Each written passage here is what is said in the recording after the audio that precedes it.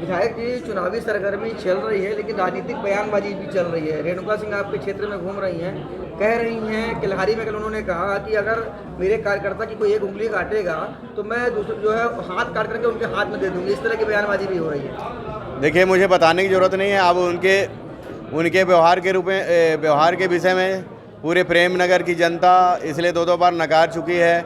चाहे बलरामपुर में देखेंगे किस तरह से जनपद के सीओ तहसीलदार को बेल्ट से बंद करके मारने की बात हो, चाहे उदयपुर में जनपद को सीओ को मारपीट की बात हो, चाहे अपने घर में मैं नाम नहीं लेना चाहूँगा, जो 7 फेरे लगा के एक साथ जो फेरे लेते हैं, इसके बाद आज दोनों कहाँ हैं, उनको भी जेल भेजने का। तो उनका व्यवहार किस तरह से है वो मुझे बताने की ज़रूरत नहीं है। पर जिस तरह से आपसे मैं पूछना चाहता हूँ, सवाल मुझे आपने किया, मैं आपसे सवाल करना चाहता हूँ। 5 साल विधायक था, आप मुझे बता दीजिए कि किसी भी, चाहे कांग्रेस का हो चाहे क्षेत्र की जनता का हो, किसी को मैंने रे से बे बोला होगा। तो इसलिए वो इस पर लोकप्रियता उनको नहीं मिलेगी। मैं तो सबसे पहले ऐसे बयानों की मैं निंदा करता हूँ। हमारे आदरणीय सोनिया गांधी के ऊपर टिप्पणी की हैं और हमारे कांग्रेस पार्टी के ऊपर टिप्पणी की हैं, और ऐसे हम लोग गांधीवादी पार्टी के विचारधारा वाले लोग हैं। हम लोग हिंसा करने वाले लोग नहीं हैं। हम लोग अपने छत्तीसगढ़ में कांग्रेस की सरकार, भूपेश बघेल जी की सरकार ने जो 5 साल में किसानों के लिए, नौजवानों के लिए, महिलाओं के लिए नया जिला बनाने को हो, केलारी में तहसील, केलारी में एसडीएम, उनको सारा मानना चाहिए। मैं उनसे पूछना चाहता हूं, जब पूरे देश में संक्रमण फैला था, अगर उनका मैके यहीं था तो अपने मैके को भूल गई थी लोग? जब जिनको तकलीफ थी, जब लोगों की ज़रूरत थी, एक बार पूछने यहाँ पर आई 1 रुपये क्या विकास की? इसलिए इस प्रकार के बयानों से उनको लोकप्रियता नहीं मिलने वाली है। कांग्रेस के लोग हमारे गांधीवादी विचारधारा के साथ जनता में, जन जन तक जा रहे हैं। निश्चित रूप से आने वाले दिन में जनता उनको जवाब देगी।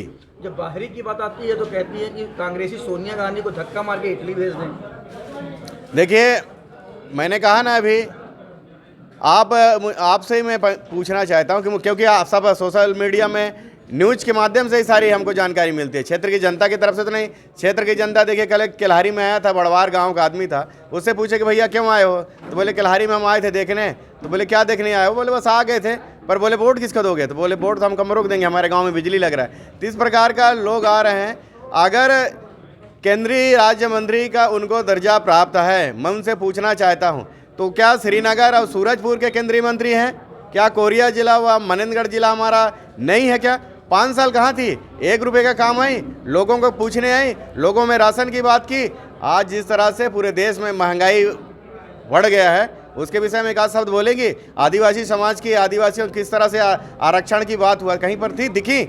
आज जब उनको टिकट मिला है तब यहाँ पर आ रही हैं, मैके के आधार है। मुझे जानकारी है, जहाँ तक जो हमारी जो संस्कृति, हमारी बिटिया एक बार विदाई के बाद दोबारा वापस नहीं आती है, तीज त्यौहार में आती है। लेकिन फिर से अगर वो आई है तो इसलिए इसे अशुभ माना जाता है, क्योंकि अगर बेटी यहाँ की रहती तो निश्चित रूप से यहाँ जब संक्रमण काल में लोग मर रहे थे तो उस समय मदद करने आती, लोगों को दवाई कराती, लोगों को मलहम देती, लोगों को राशन देती, लोगों को पानी देने का काम करती। इसलिए बाहरी है उनका मैके। अगर मैं झूठ बोल रहा हूँ तो बचरा पौड़ी में चले जाओ, उसके माता पिता वहाँ मिलेंगे, उसके भाई मिलेंगे, उसकी बहन मिलेंगे, उसका परिवार मिलेंगे। इसलिए भाजपा यानी झूठ बोलो। जिस तरह से इनके प्रधानमंत्री जी झूठ बोलते हैं, जिस तरह से इनके नेता झूठ बोलते हैं, जिस तरह से आगे छत्तीसगढ़ में बोलते हैं कि धान हम खरीद रहे हैं, तो इसलिए भाजपा का RSS के लोग में ट्रेनिंग दिया जाता है।